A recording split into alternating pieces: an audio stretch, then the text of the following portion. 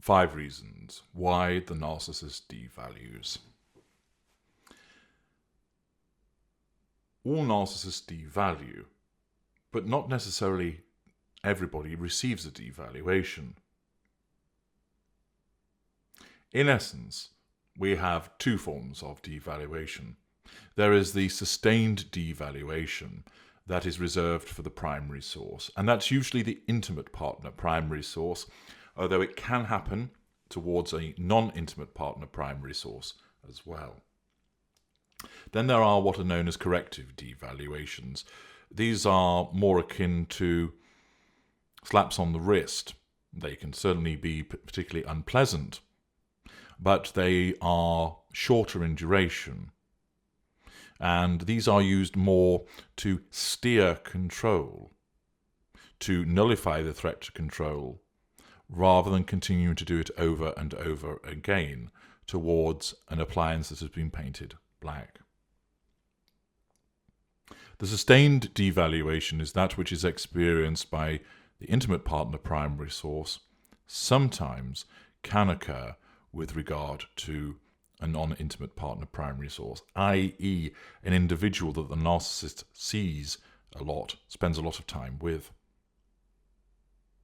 You can have repeated corrective devaluations doled out against you, so it might seem like you're in a sustained devaluation, but if you're a secondary source, you are not going to be spending as much time with the narcissist, and therefore it is not sustained in that sense. You might, for instance, be ignored all afternoon in the presence of a narcissist when you're the secondary source. And that is part of a form of devaluation used against you. And whilst one would see it as being sustained for that afternoon, it's not sustained in the same sense as it is against an intimate partner primary source.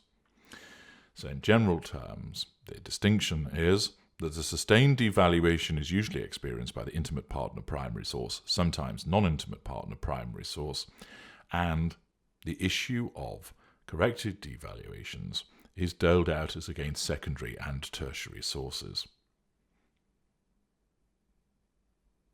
Now, you'll be familiar with the fact that one day you are cock of the walk, and the next day you are a feather duster.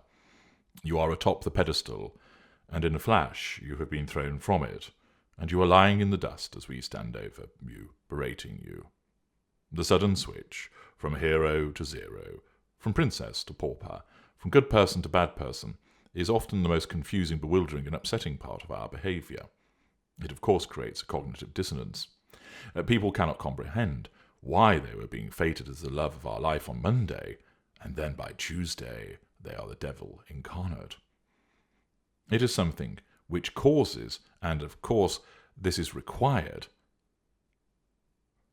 victims of our nefarious behaviour to cling on to us in order to get an answer as to why this has happened, to receive an explanation and some kind of reasoning which will allow you to make sense of what has happened. Generally, you won't accept what has happened. The presence of the addiction and emotional thinking, the hold of the seduction, the presence of the golden period, prevents acceptance of this sudden fall from grace for a very long time. But if you are able to understand why it happened, you are able to move yourself forward with greater speed than you would otherwise. Remember, our reasons appear illogical to you based upon your altered perspective to ours, but at least you will have the reasons, and that is more than you would ever ordinarily receive from the narcissist that you're personally involved with, as the unaware narcissist simply cannot tell you, and an aware narcissist would choose not to. And instead, the relevant narcissist would plough on with your devaluation, offering no cogent or realistic explanation for this sudden switch. In this video, I'm not explaining why we devalue you. Of course, that is born out of the need to assert control, obtaining fuel, possibly character traits and residual benefits. I'm explaining what it is that causes us to suddenly move from white to black in the blink of an eye. What causes this sudden change, this 180-degree swing, this volte-face, this switch? Invariably, you're given no explanation by the narcissist, or if you are, then it will be nothing to do with the real, genuine reason as to why we suddenly idealize you and then devalue you. These 5 reasons are utilized to assert control over you, to keep you in situ, have you pursuing that elusive explanation as we will continue to drain you, drawing negative fuel from you, unless, of course, a disengagement trigger then follows. Here are 5 reasons which are the triggers for devaluation. Number 1, you become stale.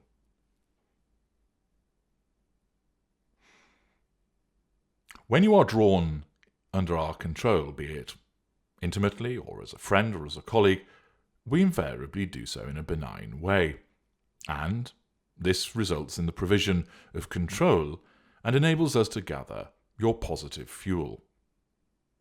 In the beginning and for some time afterwards, we are invigorated by this precious fuel that you supply to us.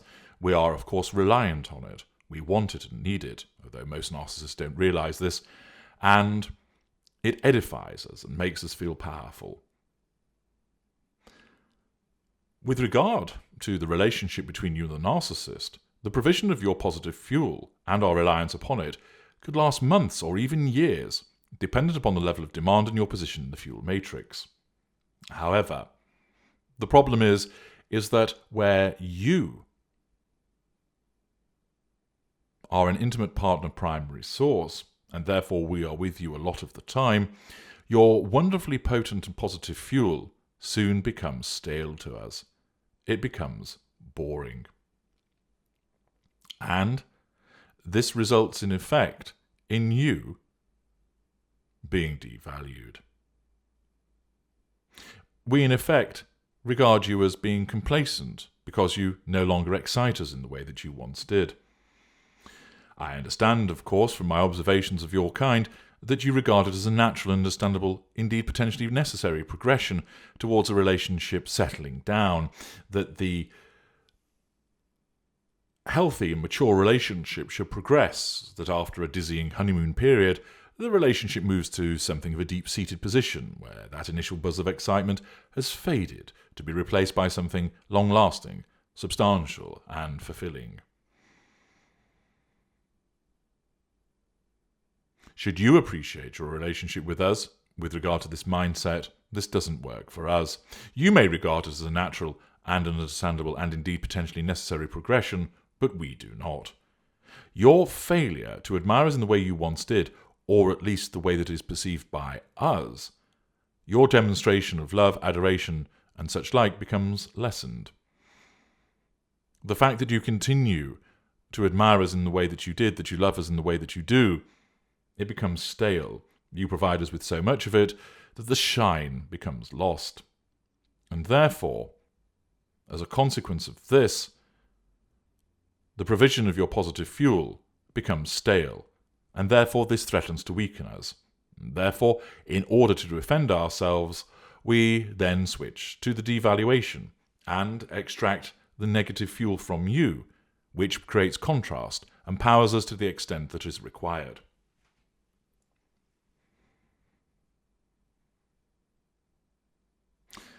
Staleness invariably occurs with the intimate partner primary source and possibly the non-intimate partner primary source, because those are the individuals that we spend the most time with, most time interacting with, communicating with, spending time with. It is unusual for the positive fuel from a secondary source, and certainly from a tertiary source, become stale because we don't draw on it as often as enough. And therefore, that is why devaluation of a secondary or tertiary source is highly unlikely for reasons of the fuel becoming stale. Within this category, it's also worth explaining that the other reason that devaluation can occur, linked to the fuel provision, is that you aren't providing it as frequently or as often as you ought to do, and in not large enough amounts. Again, this does not necessarily pose such a risk for the secondary and tertiary sources, because the narcissist's expectation of fuel provision from those sources isn't that substantial. You're important in the fuel matrix, but not the most important. And therefore, the narcissist doesn't have an expectation that the secondary source is going to meet all of the fuel needs or a large extent, or to do so to a large extent. Instead, again, it is the intimate partner primary source or non-intimate partner primary source that falls foul. Accordingly, the first basis on which you'll be devalued is appertaining to fuel provision. Either it becomes stale, where you have been consistent in a high level of the provision of fuel, or if for some reason you have inadvertently been rationing it, and you don't invariably choose to do so, it just happens, we perceive that you're not providing us with the level of fuel in terms of frequency and amount to the extent that you should be doing, and therefore you become devalued by way of punishment for that. There is no conscious decision taken in that regard by an unaware narcissist. It just happens at a particular point. And usually it's somewhere around the 6 month to the 18-month mark that this will occur. Sometimes shorter, sometimes a little bit longer. But generally that's the time period within the golden period between the narcissist and the intimate partner primary source when this occurs. So the first reason appertains to fuel provision. Either you pump out lots of it and it becomes boring to us and stale, so we devalue you to create a contrast, or you're not providing us at the level that you ought to be. You are the primary source. You should be providing us with most of this fuel, and therefore if you're not doing so in terms of amount and frequency, you're letting us down, and therefore you must be punished. The second basis for devaluation occurs as a consequence of you creating a threat to our control. Our sense of entitlement, our inability to recognize and respect boundaries, and of course this overwhelming need for control means that we have to have you do what we want, and that you must not pin us with accountability or offend our sense of entitlement.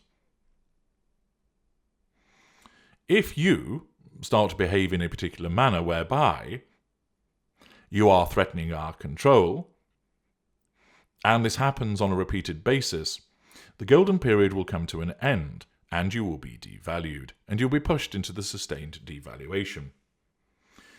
Whilst this occasionally occurs, it is more likely that it is the fuel provision which results in the sustained devaluation occurring for the intimate partner primary source.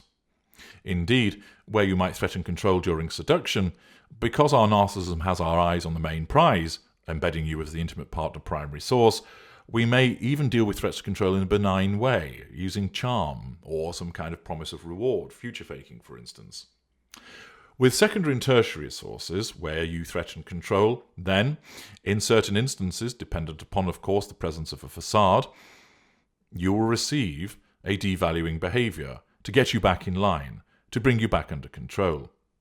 Accordingly, where you pose a threat to our control, there is a likelihood, although it is not guaranteed, because it depends where you are in the dynamic with the narcissist, your position in the fuel matrix, and, for instance, whether a facade is operated and the circumstances in which your defiance to our control occurs.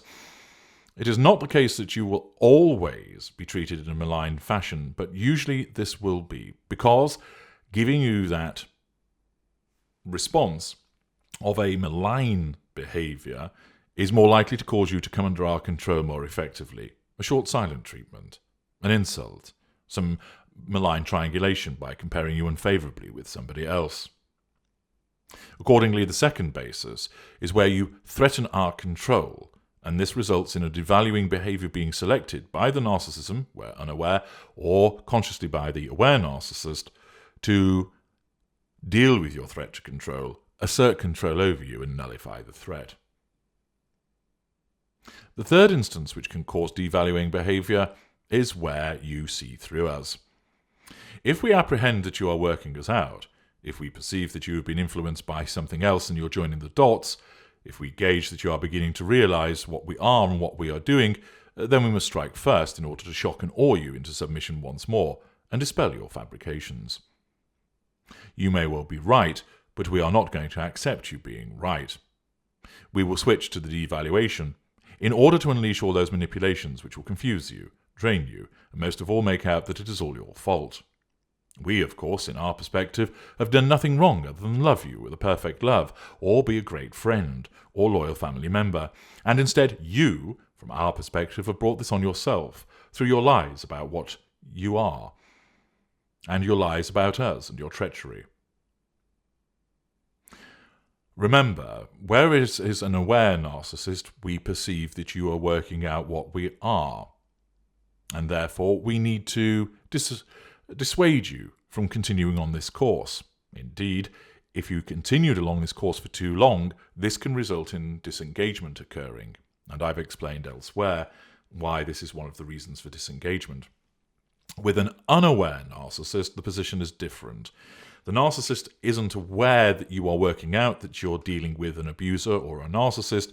It is in effect sensed, the narcissism operating on the narcissist's behalf in the unconscious to identify that your behaviours aren't quite what they are in terms of ensuring that you are compliant. In a way, it is linked to a threat to control, but is in a category of its own.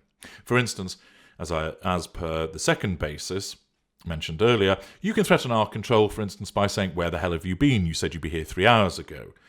That threatens to pin us with accountability and threatens our sense of entitlement, which then results in a response from us to devalue you, to bring you back into line.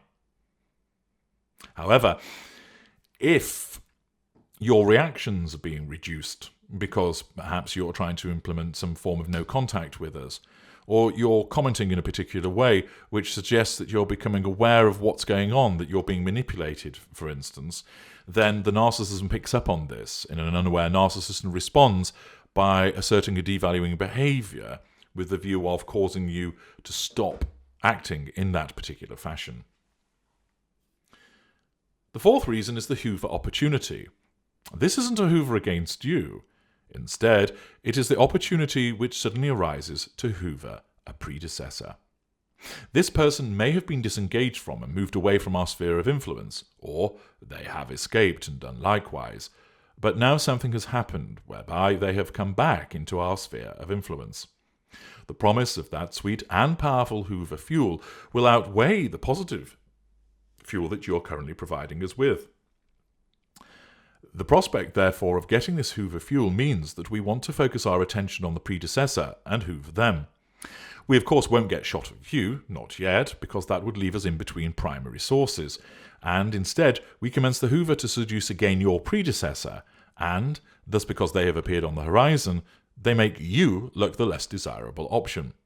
This will then cause us to question why we are with you, to regard you as a mistake, and therefore we switch to devaluing you as we begin the seduction of them once again. Should the Hoover fail, expect the golden period to be reinstated for you with another sudden switch. Should it succeed and we began to tie the predecessor back to us once more, then the devaluation will worsen and you are hurtling towards disengagement. A sudden switch to devaluation, particularly as well early in your relationship with the narcissist, meaning that your fuel hasn't become stale and there aren't any issues with regard to you threatening control, because why would there be? You are in the golden period, means that it may well mean that one of your predecessors, a former intimate partner primary source, has come back on the radar, and this opportunity for the highest potency of fuel proves too tempting to the narcissist. Understand, the reappearance of the former intimate partner primary source does not automatically mean that you will be placed into devaluation, but it is an explanation for devaluation when it does occur. Again, this is not something that would happen necessarily with secondary sources, although it could do.